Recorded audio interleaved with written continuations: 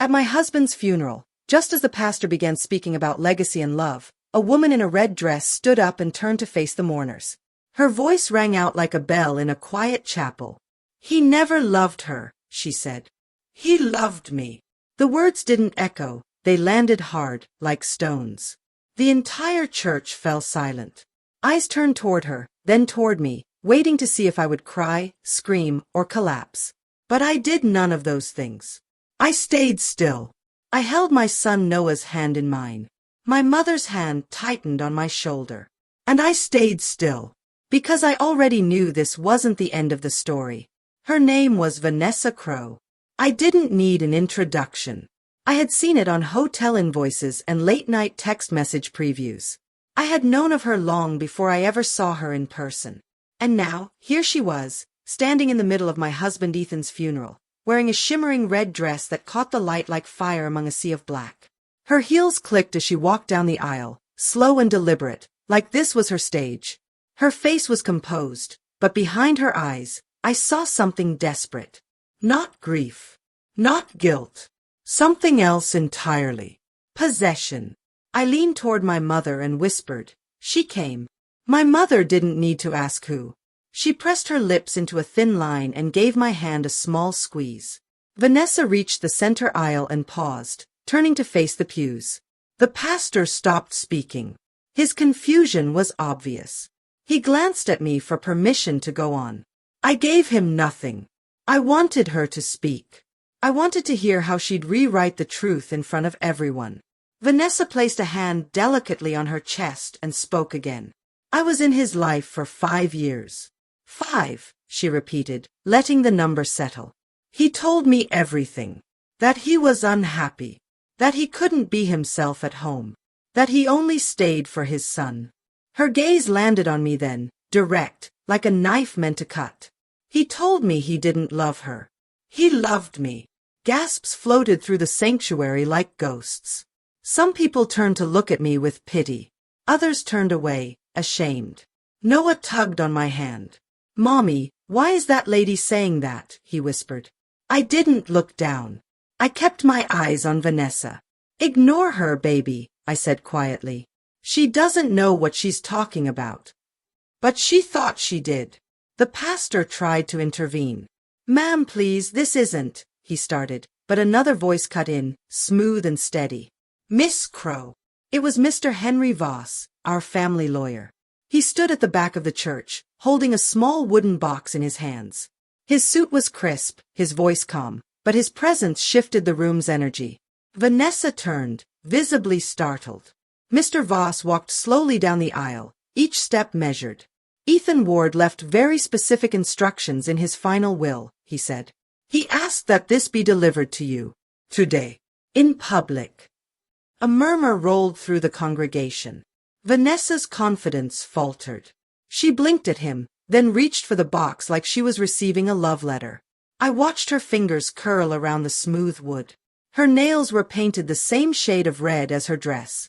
She opened the lid slowly, as if savoring the moment. And then, everything changed.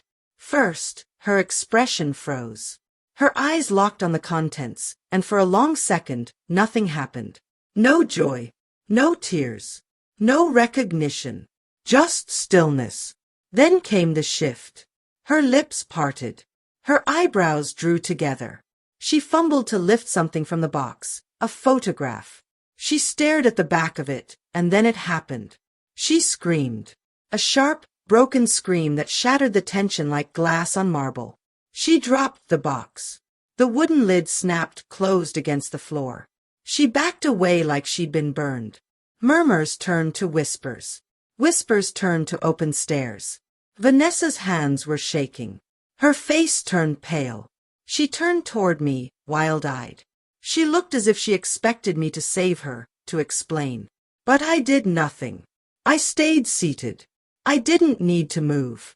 Because I already knew what was inside that box. Ethan's final message wasn't for me. It was for her. And it was the only thing I'd ever needed him to say. Julian had lived a lie. But in death, he left her the truth. And me, the silence I had always deserved.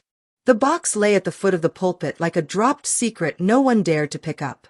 The wooden lid was slightly ajar, revealing only shadows inside, but the damage had already been done. Vanessa Crowe stood trembling, her shoulders pulled tight, her eyes still locked on me like I held an answer she couldn't bear to hear.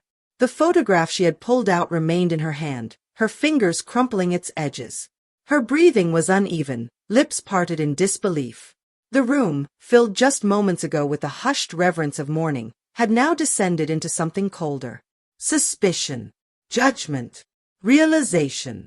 The pastor stepped back, unsure of his place now that the script had been torn apart. No one moved. No one whispered. All attention clung to her. Vanessa glanced around, seeing that her once confident performance had turned into something tragic. The illusion she had nurtured, the fantasy she believed was hers alone, had shattered in the span of a breath. She took one step back, then another, her heels faltering under the weight of her unraveling. Then she ran. The doors at the back of the church flew open with a loud creak. Her red dress disappeared into the sunlight beyond, leaving only gasps and silence in her wake. I watched the light stream in for a moment longer, then looked down at my son. Noah had curled closer to me, his little hand now resting on my knee. "Mom," he whispered. "Was she telling the truth?" I smoothed his hair gently and replied, "Noah, sometimes people lie because they're afraid of what's real." He blinked slowly and leaned against my shoulder. I could feel his confusion, but also his trust. He didn't understand what had just happened. Not fully. But he understood that I wasn't shaken. And for now, that was enough. Mr. Voss approached the pulpit and retrieved the box. He didn't say a word to me as he carried it back to the side aisle, but our eyes met, and I gave him a single nod. We had done what needed to be done. Ethan Ward, my husband, had made a final decision before he died. One that delivered both clarity and consequence. In life, he kept secrets.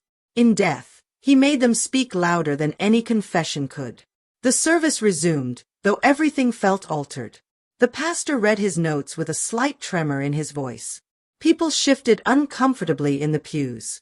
I sat still, my eyes on the photo at the front, the one I had chosen for the altar. It showed Ethan laughing, sunlight on his face, his arms wrapped around our son during a vacation in Savannah. I remembered the moment I took it. I remembered the laughter, the way he looked at Noah like he was the best thing he'd ever made. I wanted to hold on to that memory. Not because I believed it entirely anymore, but because it reminded me that even liars can love something honestly for a moment. After the service, I didn't go to the reception. I didn't need to play the grieving widow for a crowd that had just witnessed something too complicated for casseroles and sympathy cards. I let the others file out, their heads full of questions they wouldn't dare ask. Some gave me soft nods. Others avoided my gaze. But a few offered something quiet, unspoken, respect. Not because I had spoken, but because I hadn't. I walked Noah out to the car and helped him buckle into the back seat. He clutched the little wooden cross the funeral home had handed out and stared out the window. "Was she really Dad's friend?" he asked, his voice low. I considered lying, but I was done with lies. "She was someone who believed something that wasn't true," I said softly. "And sometimes, people hold on to those beliefs really tightly, even when it hurts." "Did Dad hurt her?" I looked at him in the rearview mirror. "He hurt both of us." Noah didn't reply. He turned his gaze to the sky, watching the clouds move as I started the engine. The ride home was quiet, filled only with the sounds of the road and the soft rustle of wind through the windows. I drove not just to our house, but to a life I was ready to reclaim. That night, I didn't cry. I stood in the kitchen, the one Ethan and I had remodeled together during our last good year, and made pancakes for dinner. Noah smiled as he poured syrup across his plate, his laughter breaking the tension that had gripped our home for days. For the first time in weeks, the house didn't feel like a cage. It felt like mine.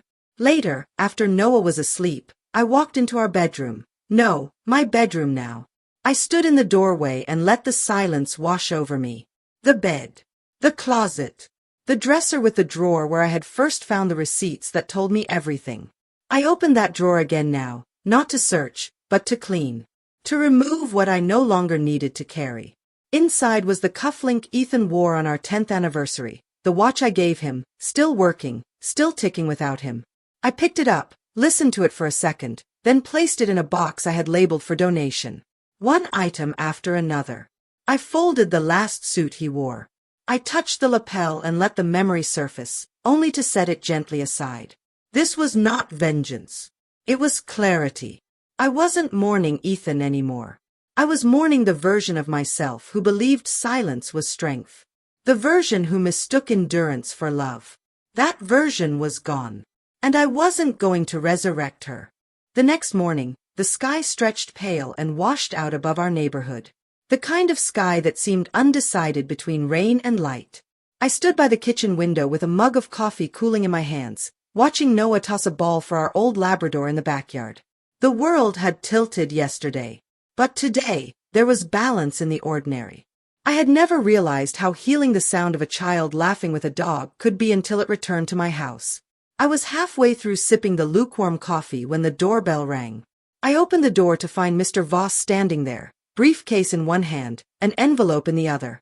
"I won't take much of your time," he said, his voice hushed, like he didn't want to break the stillness of the morning. I stepped aside and led him to the living room, where we both sat on the edge of two different chairs like we didn't quite belong in the same conversation. "There's something I didn't give you yesterday," he said, placing the envelope on the coffee table between us. "Ethan left this for you. A second letter. It wasn't part of the public delivery." I stared at the envelope. It wasn't thick. One sheet at most. But I didn't reach for it. "He instructed me to give it to you only if you asked what he had written to Vanessa," Voss added. "You didn't ask.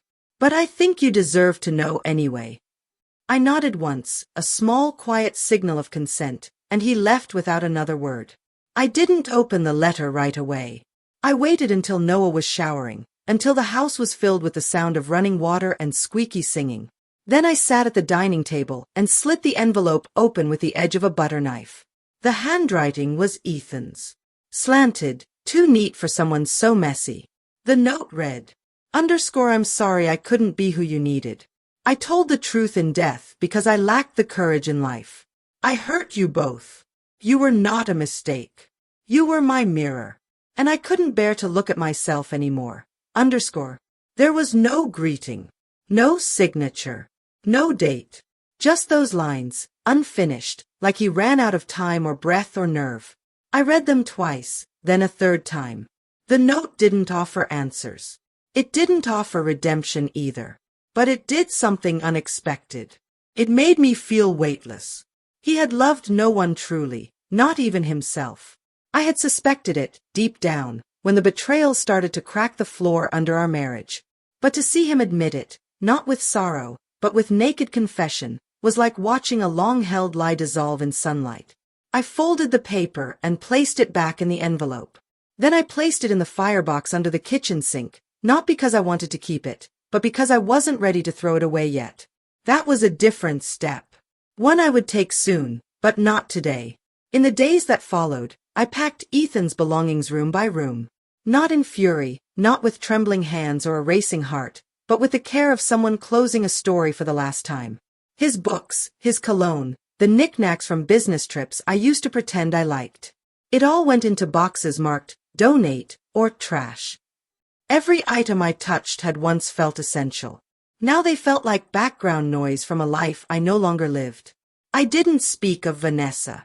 Not to my mother, not to the neighbors, not even to Noah.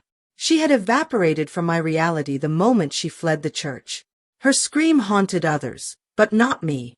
I had heard my own version of that scream years ago, alone, sitting in my car, staring at a hotel receipt with her name printed at the top.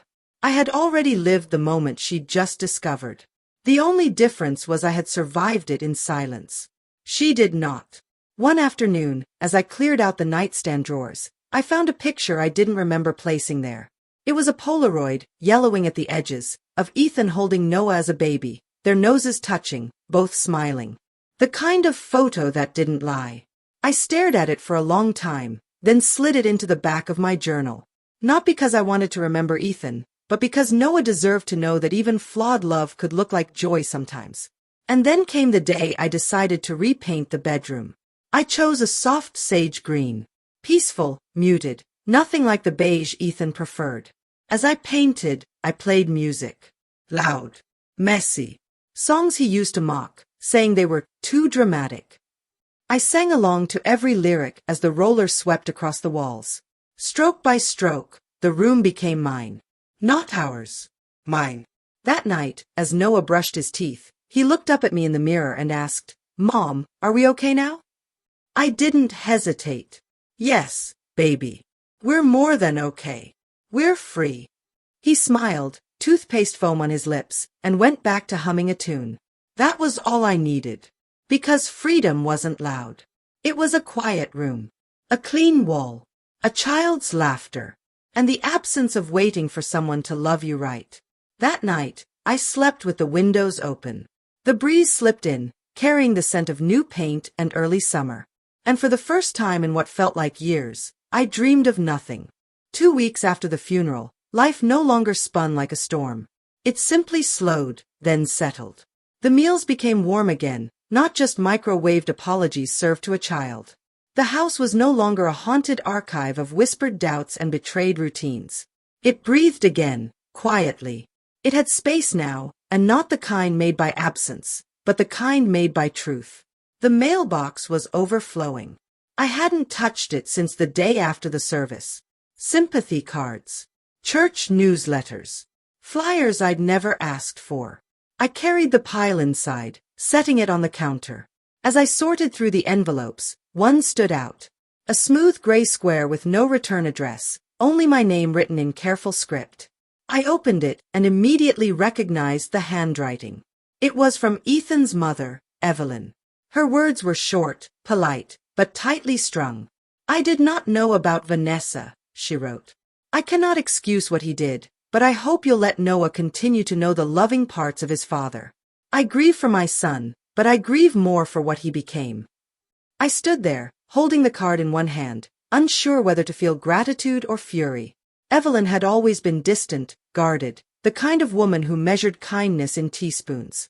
But this letter, it was something else. It was sorrow disguised as confession. And it reminded me that Ethan's lies didn't stop at me. They reached his mother too. And his son. That weekend, Noah asked if we could visit the lake where Ethan used to take him fishing. "Just for a little while," he said. "I don't want to catch anything. I just want to remember." We packed sandwiches, juice boxes, and a faded old blanket. The drive there was quiet, filled with the kinds of thoughts that didn't need to be spoken aloud. When we arrived, the lake was still. Trees arched overhead like guardians, and the wind carried the scent of pine and something deeper, something old. We found a spot near the water's edge. Noah ran ahead, shoes off, feet splashing. I laid out the blanket and sat down, letting the breeze brush through my hair. From where I sat, I could see the tiny dock Ethan used to stand on, guiding Noah's hands with exaggerated patience. For a moment, I let that memory live. Not because I missed it, but because Noah did. He came back, plopping beside me, damp and smiling. "Do you think he ever wanted to change?" he asked, small voice, big eyes. I didn't answer right away. The water lapped against the rocks like a ticking clock. "I think he wanted to," I said finally. "But wanting to change isn't the same as trying. And trying isn't the same as doing." Noah nodded like he understood, or like he was at least trying to. We sat in silence for a while, watching ducks drift past, until he leaned against me and whispered, "I'm glad we came." So was I. Back home, the days passed gently. I went back to work part-time, helping with non-profit grant writing. Words came easier than they used to. I stopped checking Ethan's email. I canceled the gym membership he'd kept renewing even after he stopped going. I finally tossed the last bottle of his aftershave. The scent no longer comforted me. It clung too much to shadows. Then came a call I hadn't expected. "Mrs. Emery," the voice asked. "This is Detective Harris. We closed your husband's accident case officially, but there's something I wanted to inform you of. Minor detail, but we always like to be transparent." My heart froze. He continued, "There was a second cell phone recovered from his car. Different carrier, no lock code. We traced it back to a prepaid account. It had texts, hundreds of them, many between him and a woman named Vanessa Marks. I closed my eyes. We understand this is sensitive, but we need your permission to formally log the device as part of the personal effects. We'll return it or destroy it at your request. I didn't hesitate. Destroy it, I said. He paused. Are you sure? You don't want to read? No. I've read enough. He agreed and the call ended. I stood still in the center of the hallway, the same hallway I'd walked through 1,000 times thinking I knew who I was coming home to. But now, this house didn't echo with deception. It echoed with choice. And I had chosen peace. I had chosen to stop digging into ruins for answers that would never make me whole. That night, I pulled out my old journals. The ones I had kept before Ethan's silence became the language of our marriage. I found pages filled with my voice, my real voice.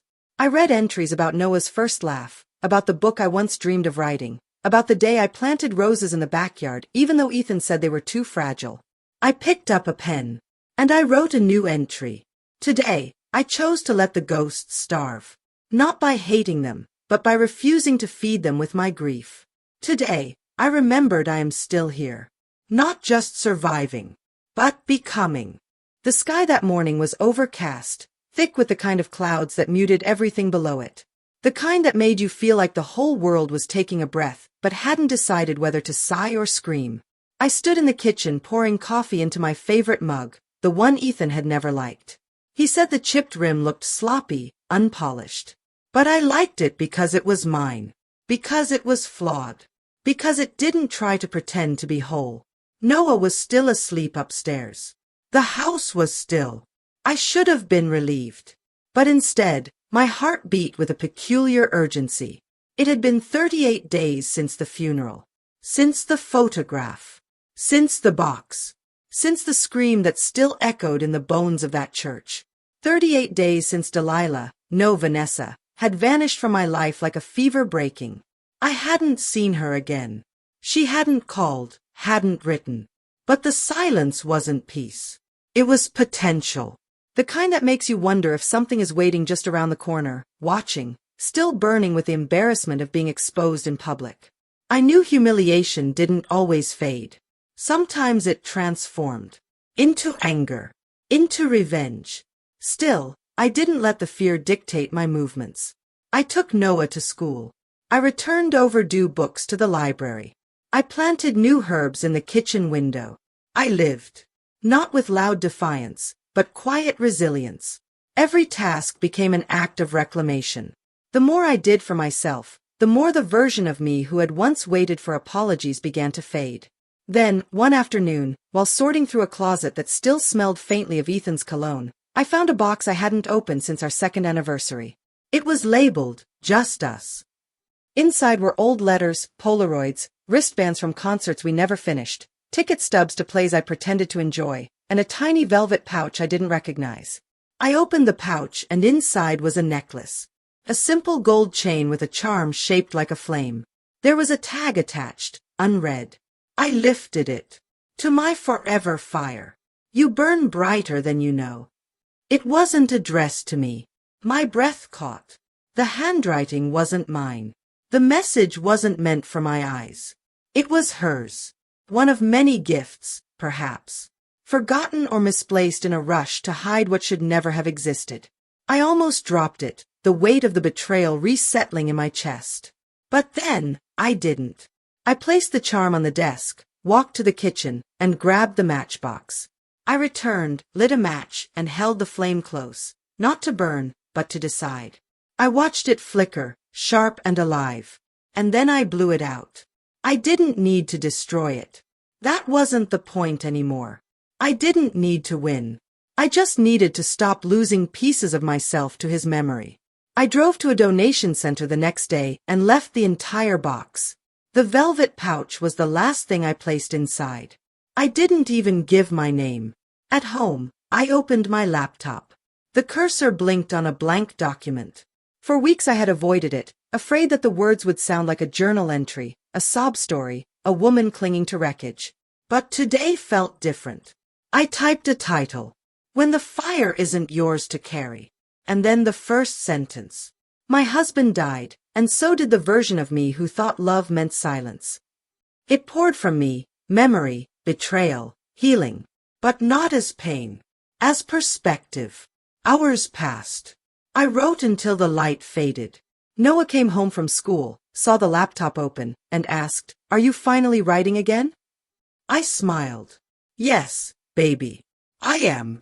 That night, we baked cookies together. Not because we needed to fill time, but because we wanted joy without reason. He cracked the eggs. I sifted the flour. We danced to music while the oven hummed. When the cookies were done, we shared them warm, still breaking apart in our hands. "Do you miss Dad?" he asked quietly, crumbs on his lips. I paused. "I miss what I thought we had," I said gently. "But I love what we're building more." He nodded. "Me too." Later, after I tucked him into bed, I stood by the window with a cup of tea. Outside, the wind moved through the trees. I watched the world breathe in the dark and felt the strange and beautiful sensation of stillness that didn't come from giving up, but from choosing. Choosing to be done waiting for closure that would never arrive. I no longer needed Ethan's words. I no longer feared Vanessa's presence. I no longer waited for the world to hand me permission to be whole. I had become it on my own. The email came 3 weeks later. It was buried in a sea of promotional spam and online shopping receipts, marked simply, "Regarding the box." I almost deleted it. The subject line was vague, sterile. But something about the capitalized box made my stomach tighten. I clicked it. The message was from Vanessa. Just her name in the sender line made my hands hesitate above the keys. For a moment, the house felt too quiet. Noah was at school, the laundry machine buzzed softly in the background, and I was standing at the kitchen island with a cup of lukewarm tea. I opened the email. "I don't want anything from you. I just need to say this. You don't have to read it, but if you do, please know that I'm not writing for pity or forgiveness. I just need to understand how everything I believed could have been a lie." No greeting. No apology. Just desperation, barely masked by formality. I sat down. She went on. "I truly thought he loved me. I thought I was special. I thought I was different. I didn't know he had promised you the same things, used the same words, given the same gifts. I didn't know he was building entire lives for both of us." When the box opened, I saw the photo and thought it was a sign of love. Until I turned it over and saw what he wrote. "I don't know how you survived that kind of betrayal for years. I couldn't survive it for 30 seconds. My eyes blurred slightly. Not from tears. From the sheer exhaustion of carrying someone else's delusions for so long. Vanessa continued. "I'm not asking for answers. I know I don't deserve any.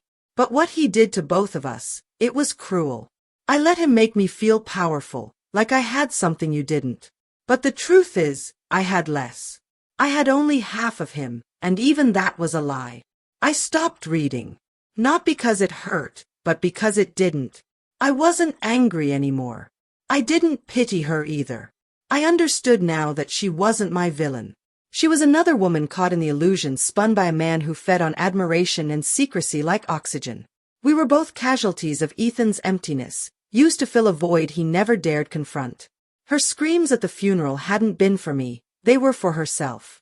For the fantasy that shattered in her hands. And still, I didn't reply. Some stories don't deserve an echo.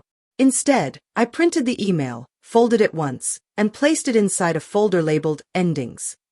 I slid it into the drawer where I kept Noah's old drawings, love letters from a past life, and the documents from Ethan's estate. I let it rest there, not as a reminder, but as a tombstone. A marker for a version of me that no longer needed to respond to ghosts. The following Sunday, I sat in a quiet corner of a bookstore cafe with my laptop open. The essay I had started weeks ago was now a series. My inbox had filled with messages from women, strangers, who saw pieces of themselves in the sentences I once feared would make me look weak. They called it brave. But I didn't feel brave. I felt real. And that was more powerful. One message stood out. It was from a reader named Harper. "Your story helped me walk away. I didn't know I was allowed to until I saw someone else do it. Thank you for going first." I exhaled, eyes closed. It had never been about revenge. It had never even been about Ethan or Vanessa. It was always about breaking the silence. About refusing to vanish inside someone else's story. I hit publish on the latest essay and walked out into the crisp afternoon air. Leaves blew across the sidewalk in spirals. I picked up a caramel latte from the corner shop and smiled at the barista who'd memorized my order. I was known here, not as a wife, not as a widow, not as someone's ex. Just as me. Later that night, Noah asked if we could paint his room a new color. What color? I asked. Something bright, he said. Not blue anymore. That was Dad's favorite. I nodded. Something new then. We went to the hardware store and picked out a shade called Sunrise Ember. Fitting. The next morning, I woke to the smell of pancakes. Noah had tried to make them himself. The batter was everywhere, the stove was a mess, and the syrup bottle lay sideways on the counter. He grinned up at me, flour on his nose. Happy just because day, he said. I laughed. Best holiday ever. As I cleaned beside him, I realized something simple, something profound. I didn't need Ethan to validate the life we had built. I didn't need Vanessa to understand it. Because I was already rebuilding. Not from ashes, but from something deeper. Truth, self-respect, and a kind of peace that doesn't ask permission to exist. The silence in our home had changed. It no longer whispered shame or secrets. Now, it sounded like breathing. It sounded like beginning. It started with music. Not the sad, echoing kind that filled the church that day. Not the background noise of playlists Ethan used to curate, trying to seem romantic after a fight. This was different. It was a string quartet performing at the local library. Noah had been invited to speak at a student art event, and I had come along, half out of obligation, half out of curiosity.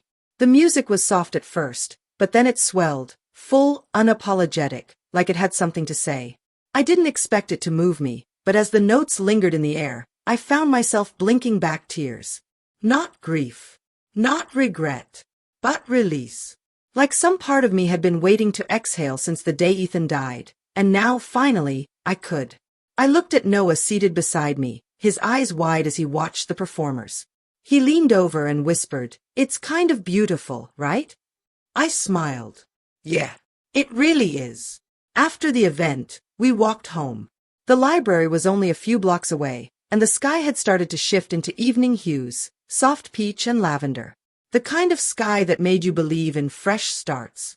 I think I want to learn the violin, Noah said, kicking a pebble down the sidewalk. You do? I asked. Yeah. It's loud. But it's also pretty. And you can't talk when you play it, so maybe it makes the noise in your head go away. I didn't answer right away. I reached for his hand instead, and he let me hold it, just like he used to when he was smaller. The next day, we enrolled in classes. One for him. One for me. Mine wasn't violin. It was pottery.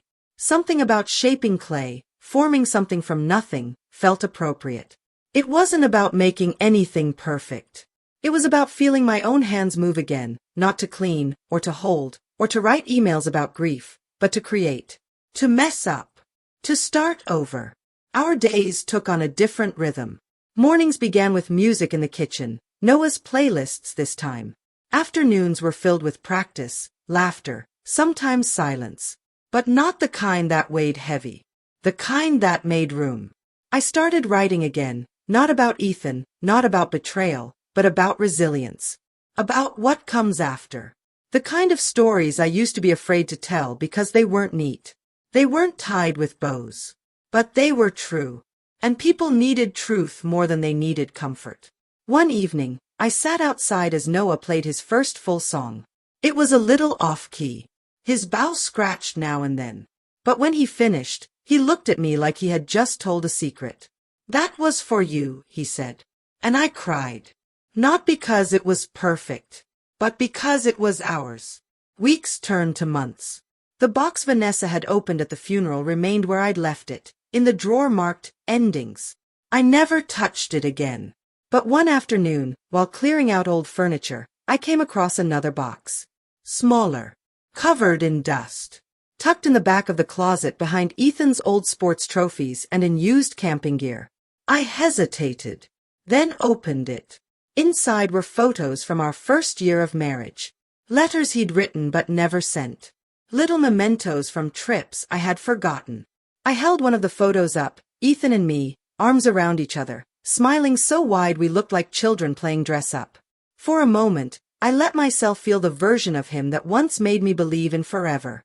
Then I put the lid back on. I didn't burn it. I didn't throw it away. I just moved it to a shelf labeled, Before. Because there was a before. But there was also a now. And now didn't need to compete with the past. It just needed to be lived. That night, Noah and I danced in the kitchen while pancakes burned on the stove. We laughed at the smoke alarm. I taught him how to flip pancakes without breaking them. He taught me the names of his new favorite bands. I tucked him in hours later, and he looked up at me with sleepy eyes. "You're different now," he said. How? "Lighter. Like you're not carrying everything anymore." I leaned down, kissed his forehead, and whispered, "That's because I'm not." He smiled, already half asleep. In that quiet room, I realized something final. Not sharp, not loud, just real. I was no longer surviving Ethan's story. I was writing my own. And it sounded a lot like music.